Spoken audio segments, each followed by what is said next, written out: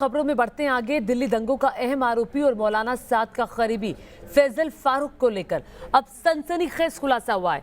फैजल पर दिल्ली दंगा पीड़ित गवाह को धमकाने का मामला सामने आया है। दिल्ली के दयालपुर थाना पुलिस ने इसे लेकर मुकदमा भी दर्ज किया है।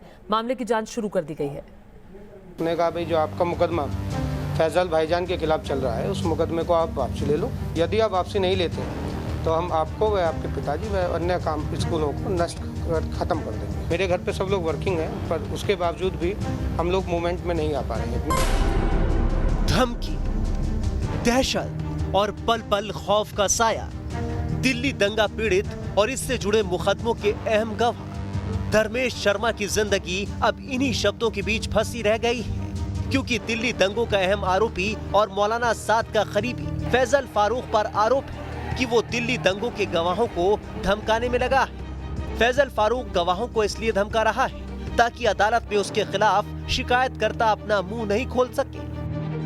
हमारे साथ दिल्ली के नॉर्थ ईस्ट इलाके में हुए दंगा फसाद के एक विक्टिम और एक स्कूल के संचालक धर्मेश शर्मा जी हैं, जिनकी शिकायत पर फैजल फारूक के खिलाफ मुकदमा दर्ज किया गया और अब जब उस मामले में छानबीन पूरी हो चुकी है, अदालत में चार्जशीट दाखिल हो चुकी है, तो धर्मेश शर्मा क्योंकि अब इस मामले में बतौर गवाह इनकी अदालत में इनका बयान दर्ज होना है, उससे पहले इनको धमकियां मिल रही हैं फ़ोन पे, जिनकी शिकायत पर थाना दयालपुर ने मुकदमा भी दर्ज कर लिया है। हम धर्मेश शर्मा से इनसे ही जानते हैं कि सर किस तरीके की आपको थ्रेट आई।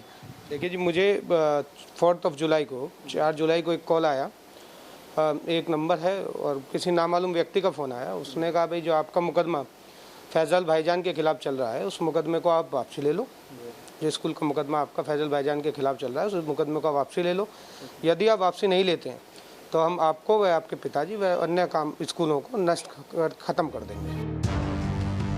दिल्ली के नॉर्थ ईस्ट इलाके में हुए दंगों में जिस स्कूल के संचालक धर्मेश शर्मा थे उसे जला दिया गया था।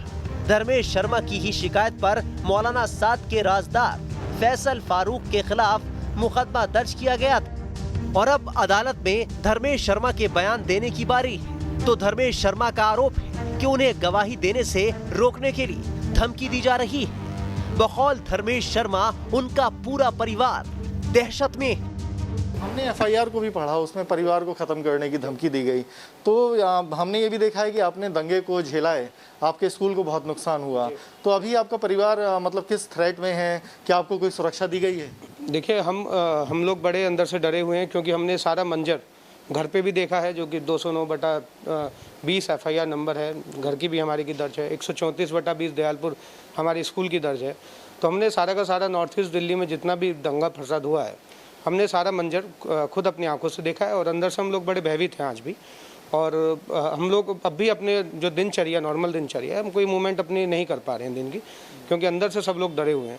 मेरे घर पे सब लोग वर्किंग हैं पर उसके बावजूद भी हम लोग मूवमेंट में नहीं आ पा रहे हैं। हालांकि परिवार की सुरक्षा के नाम पर धर्मेश शर्मा बताते हैं उन्हें एक कांस्टेबल दिया गया है।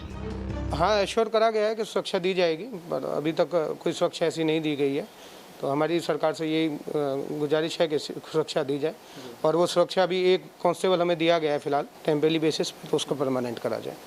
दरअसल हाईकोर्ट में फैजल फारूक की जमानत रद्द करने की अर्जी पर सुनवाई होनी है, लेकिन उससे पहले ही फैजल फारूक के खिलाफ गंभीर आरोप लग रहे हैं।